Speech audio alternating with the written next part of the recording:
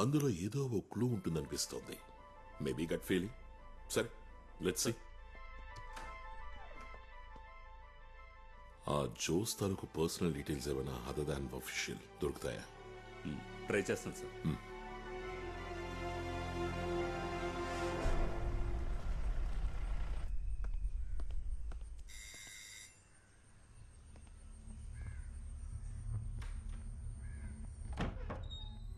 Good morning.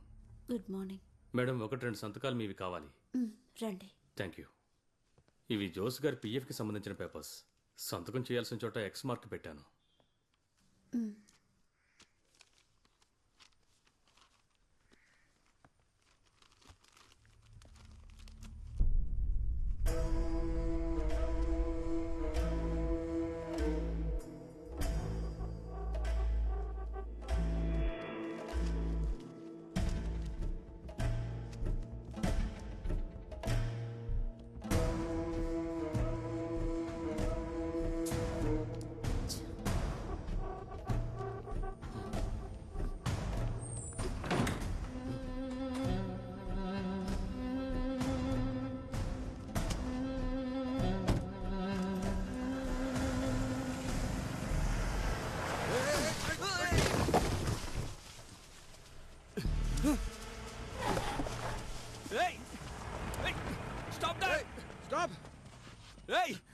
వీడు మందులో ఉన్నట్టున్నాడు. నీకేం కాలేదుగా? ఏం లేదు.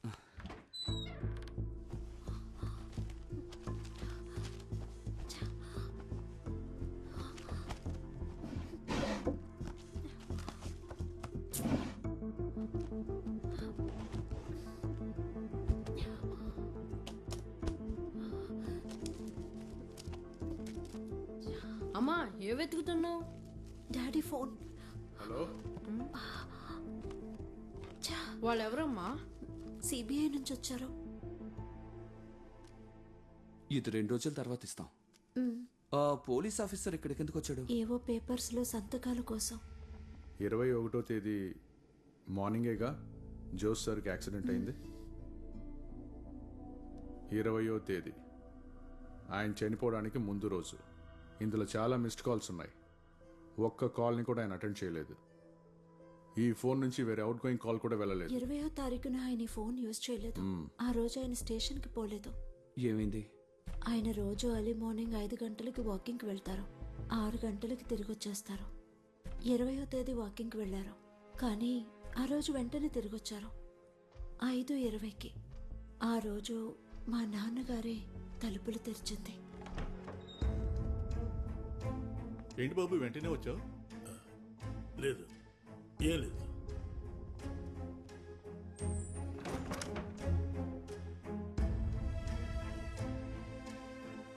ఏంటండి, ఏమైంది? నువ్వు వెళ్ళి టీ తీసుకురా. ఆయన ఏదో టెన్షన్లో ఉన్నట్టున్నారు, అందుకే స్టేషన్కి పోలేదు. అడిగినప్పుడు కొంచెం విసుక్కున్నారు నా మీద, మళ్ళీ అడగలేదు. సార్, ఆ రోజు ఈవినింగ్ మా డాడీ మాతో మాట్లాడారు. దానికి మీరు కారణం ఏంటి అని అడగలేదా? లేదు సార్. అలవాటు ప్రకారం ఆ రోజు పొద్దున్న కూడా వాకింగ్ కి వెళ్లారు ఆయన. నేను చెప్పాను కదా, ఇది ఇసుక సున్నం గొడవ కాదు, ఇట్స్ బియాండ్ అని.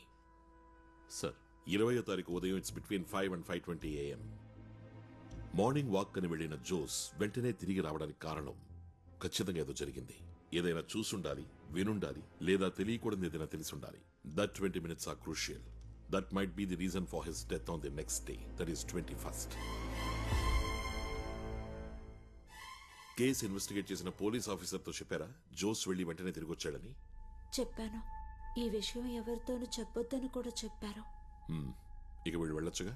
వెళ్ళొచ్చు సార్. సరే, మీరు బయలుదేరండి.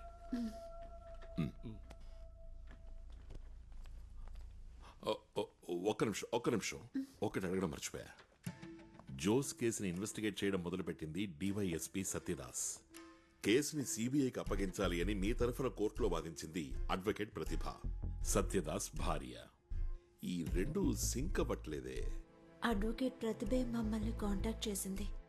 ఈ కేసు ఆవిడకిస్తే యూస్ఫుల్ గా ఉంటుంది దానికి అన్నారు. ముందు ఇది ఉన్నితాన్ సారు చెప్పారు. దాస్ గారు విచారిస్తే ఈ కేసు ఎన్నటికి తేలదని. ఇప్పుడు వెళ్ళొచ్చు. సరే సార్. ఉన్నితాన్ ఎందుకని అన్నాడు ఇప్పుడు అర్థమైంది. సార్, బట్ ఆ ప్రతిభ తానంతట తానుగా వెళ్ళి సార్, ఈ అడ్వకేట్ ప్రతిభ మంచి ప్రాక్టీస్ ఉన్న ఆవిడ తనే స్వయంగా వెళ్ళి అడగాల్సిన అవసరం ఉండదు. అంటే జోస్ భార్య అబద్ధం చెప్తుందా? కన్ఫ్యూజింగ్ గా ఉంది సార్. ఈ అడ్వకేట్ ప్రతిభతో ఒక మీటింగ్ అరేంజ్ చేస్తాను సార్. Very unofficial. సార్,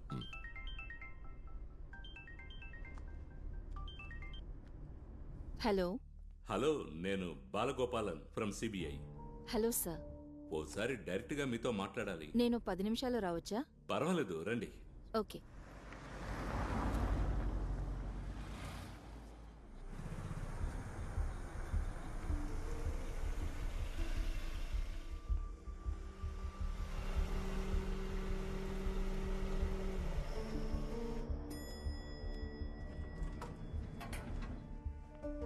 రండి.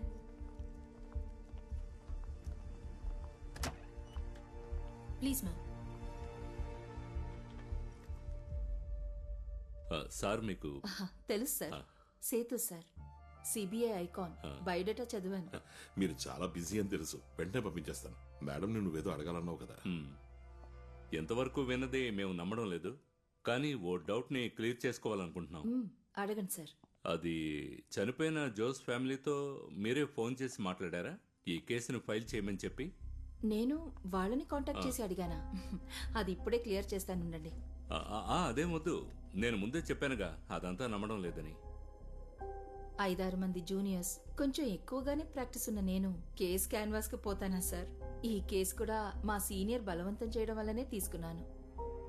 ఇకపోతే పర్సనల్ గా కూడా ఒక కారణం ఉంది.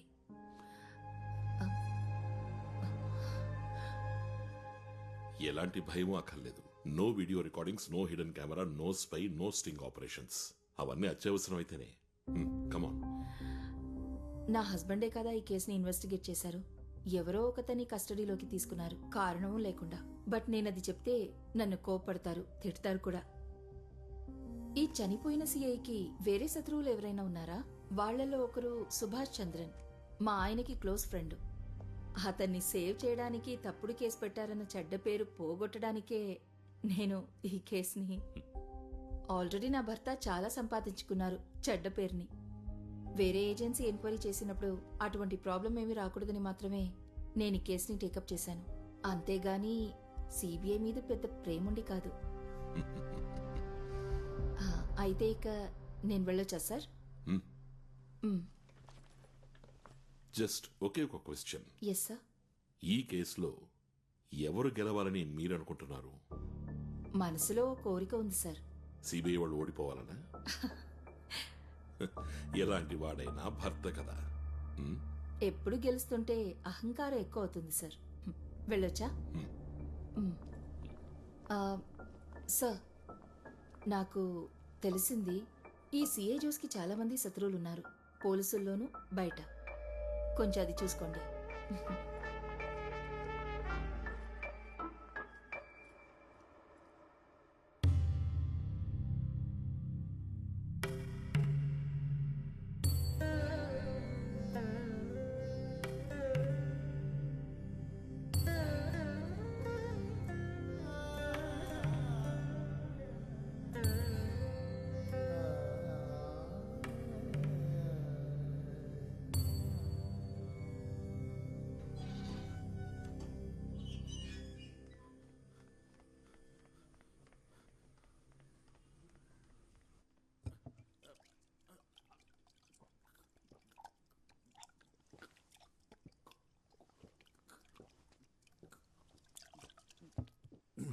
బస్సు రావటానికి లేట్ అయింది. తర్వాత ఆటో కోసం చూశాను, దొరకలేదు. అందుకే నడుచుకుంటూ వచ్చాను. డిగ్రీ చదువుతున్నప్పుడే మనసు రోజులు వెళ్ళిపోయాడు. తను వెళ్ళిపోయాక ఎలాంటి కమ్యూనికేషను ఊరు వాళ్ళకి కానీ తన వాళ్ళకి కానీ తెలియలేదు. ఒక్కడే ఉన్న ఫోటో కోసం వెతికాను, దొరకలేదు. నాకు ఈ గ్రూప్ ఫోటో ఒకటే దొరికింది. ప్రీ డిగ్రీ చదువుతున్నప్పుడు తీసింది. ఇదిగో ఈ 4వ అడుగు నుంచున్నాడే వాడే. వీడికి ఇప్పుడెంత వయసు ఉంటుంది? ఒక 30-35 ఏళ్ళు ఉండొచ్చు.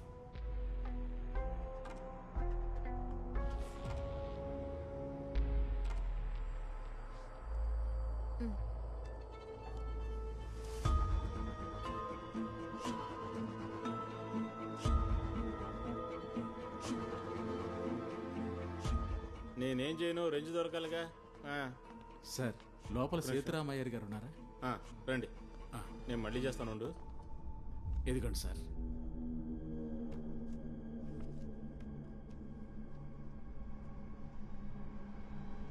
మన్సూర్ కొంచెం పెద్దవాడయ్యాక తీసిన ఫోటో ఇది.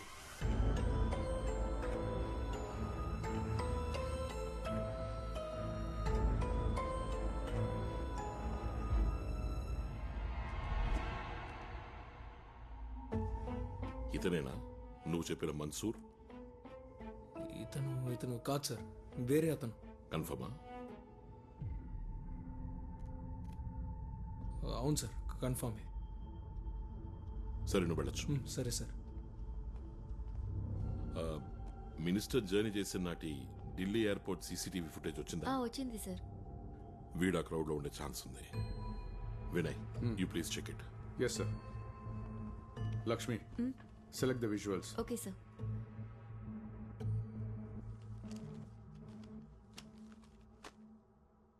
అప్పీల్ ఫైల్ చేద్దాం, ఏమంటారు?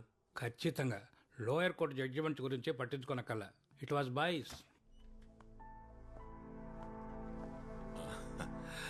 హెల్త్ అది ఓకేనా sir? Okay, everything under control. Very good. ఆ జోస్ ఆఖరిగా విచారించిన ముఖ్యమైన కేసులు, అతనికి డిపార్ట్మెంట్ బయట ఉన్న శత్రువులు. ఆ అడ్వకేట్ ప్రతిభ చెప్పింది కదా, జోసికి బయట కూడా శత్రువులు ఉన్నారని. సార్, అందుకు స్టేట్ పోలీసుల నుంచి మనకు వ్యక్తి కావాలి, ఒక హెల్ప్ కోసం. దాందే ఉంది, పోలీసులో మనవాడు ఉన్నాడు కదా, చాకో. కరెక్ట్. బెటర్ చాయిస్ వేరే ఏదీ లేదు. చాకో ట్రివేండ్రంలోనే కదా ఉన్నాడు. అవును సార్, అక్కడే ఉన్నారు. కాల్.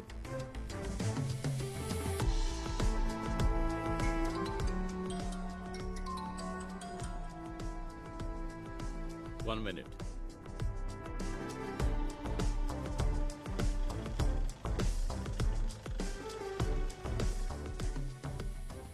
చాకోయిని చెప్పండి.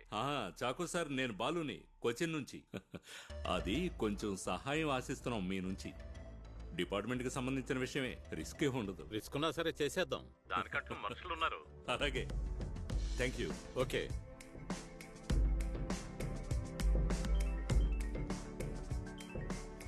సార్. బాబా, నువ్వెక్కడున్నావు? ఆఫీసులోనే సార్. అర్జెంటుగా నిన్ను కలవాలి. ఏంటి సార్ విషయం? కలిశాక చెప్తాను.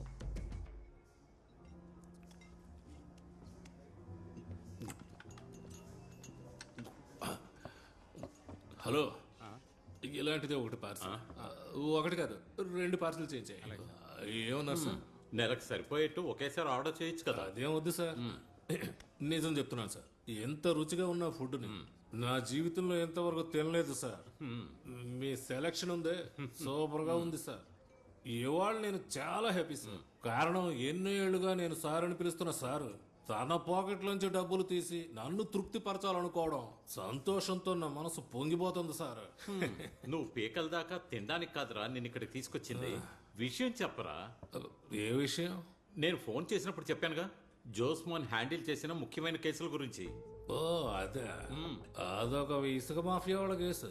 తర్వాత ఎవరో జర్నలిస్ట్ ని ఊరేసి చంపిన కేసు, అంతే సార్. అరే అదేం కాదు, నువ్వు ఆ రోజు చెప్పావు కదా జోస్మోన్ కి ఎస్ఐ ఇక్బాల్ కి మధ్య ఏదో గొడవ ఉందని. ఓ అదే, అదొక పెద్ద మ్యాటర్ సార్. చుట్టుపక్కల డమాల్ డిమాల్ అని శబ్దాలు వస్తుంటే మేము ఏంటో అని వెళ్ళి చూసాం. నా ఉద్యోగం పోయినా సరే నేను నిన్ను వదలను, rascal.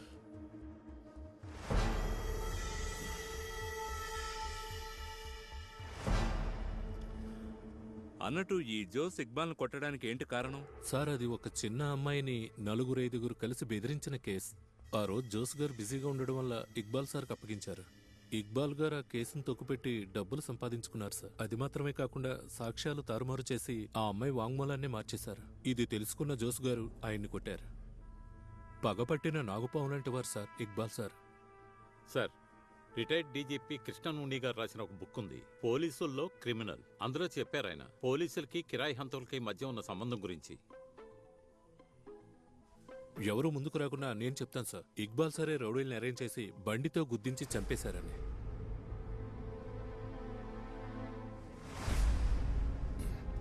Thank you for the information sir.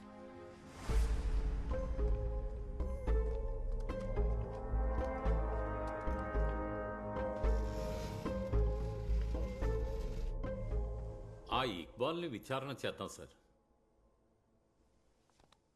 చనిపోవడానికి ముందు రోజు వాకింగ్ అని బయలుదేరి వెళ్లిన జోస్ ఇక్బాల్ని ఎలాంటి పరిస్థితుల్లో చూసినా నర్వస్ అవ్వడు.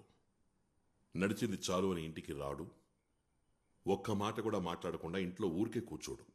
అలాంటిది ఒక ఫోన్ కూడా చేయకుండా, వచ్చిన ఫోన్ని అటెండ్ అవ్వకుండా ఉంటాడా? No sir. సో కారణం ఇసుక సున్నో ఇక్బాలు కాదు. It should be something beyond that. Sir, ఓ 2 రోజులు నేను ఇక్కడ ఉండడం కుదరదు. ఫ్యామిలీ మొత్తం వేలంకనీకి వెళ్తున్నాం. వెళ్ళండి.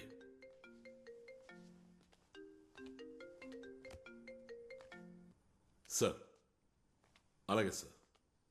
చెప్తాను సార్. వస్తున్నాను సార్.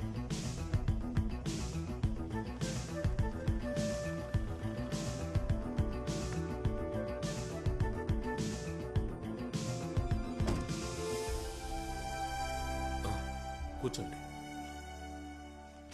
ఇది నాకు మెయిల్లో వచ్చిన ప్రింట్అవుట్. మీరే మా మేనమావ గారైన మినిస్టర్ సంపత్ మరణానికి కారకులని నాకు బాగా తెలుసు. మీకు చేయూతనిస్తూ అండగా ఉన్న మా మేనమావని కుట్ర చేసి చంపేశారు. దాని వెనుక జరిగిన మరణాలన్నీ ఆ నిజాన్ని కప్పిపుచ్చడానికే. చట్టం విడిచిపెట్టినా నేను మాత్రం మిమ్మల్ని వదలను. అల్లా విధించాల్సిన శిక్షని మేం విధిస్తాం. ఇది ఫేక్ సార్, 100% ఫేక్. ఈ ఉత్తరంలో చేసిన భాషా ప్రయోగం అంత మెచ్యూరిటీగా లేదు, ఆకతాయితనంగా ఉంది. ఇది కేవలం మిమ్మల్ని భయపెట్టడం కోసం ఎవరో చిన్నపిల్లలు చేస్తుంటారు. ఆ సమ్మతికి ఇలాంటి ఓ మెయిల్ వచ్చింది. అదేమంటే ఆయన మరణ వార్త. విచారిస్తే ఎవరో చంపారని తెలిసిందే. మీరు భయపడలేదా? నాకు లేనిది అదే కదా సార్, భయం. భయం లేదా? ఆ విద్య ఏదో నాకు నేర్పించచ్చు కదా. Seriously? Yes, really. CI Jose హత్యతో పాటు మిగతా హత్యల గురించి కూడా ఇన్వెస్టిగేట్ చేయాలని సీఎం ఆర్డర్ వేశారు. Official communications will follow. Sir, including minister Samad మరణం? ఎస్, ఇన్క్లూడింగ్ మినిస్టర్ సమ్మద్ మరణం. అంతా ఒకే గందరగోళంగా ఉంది సార్. ఎందుకని? సార్, ఒక ఫ్లైట్లో అంతమంది ప్యాసింజర్స్ మధ్యన, అది ఒక డాక్టర్ సమక్షంలో మినిస్టర్ మరణం సహజమైందని ఆలోచన కూడా రావట్లేదు సార్. సార్, ఈ మినిస్టర్ గారి staff still missing. Doctor Venu పైనుంచి పడి చనిపోయారని అనుకుందాం. బట్ జర్నలిస్ట్ బాసురన్, CA Josemon, no doubt sir, 2 మర్డర్సే. సార్, ఒక జర్నలిస్ట్ ని, ఎస్పెషల్లీ ఒక పోలీసునే హత్య చేశారు. ఇవి సాధారణ వ్యక్తి చేసినవి కావు. అవి చేయడానికి అసాధారణమైన గట్స్ ఉండాలి. సో అసాధారణ వ్యక్తే ఈ హత్యలు చేస్తుండాలి. అన్నిటికంటే ముఖ్యమైనది, ఈ మరణాలకు మధ్య ఎలాంటి సంబంధం ఉంది? I'm confused. డిసెంబర్ 20వ తారీఖు ఉదయం 5 గంటల నుండి 5:20 లోపు, అంటే జోస్ చనిపోవడానికి ముందు రోజు ఉదయం వాకింగ్ అని వెళ్లిన అతను ఏదైనా చూసుండాలి, ఏదైనా వినుండాలి, ఏదైనా తెలుసుకుని ఉండాలి. అందులో ఉంది నువ్వు చెప్పిన అసాధారణ వ్యక్తి యొక్క క్లూ. ఆ 20 నిమిషాల్లో ఉంది నీకొచ్చినటువంటి సందేహాలకు, కన్ఫ్యూషన్స్ కి సమాధానం. సార్, ఇవన్నీ తెలుసుకోవడానికి జోస్మాన్ బతికిలేడు. ఎవరా అసాధారణ వ్యక్తి? శూన్యం నుండి వెతకడం మొదలెట్టాలి.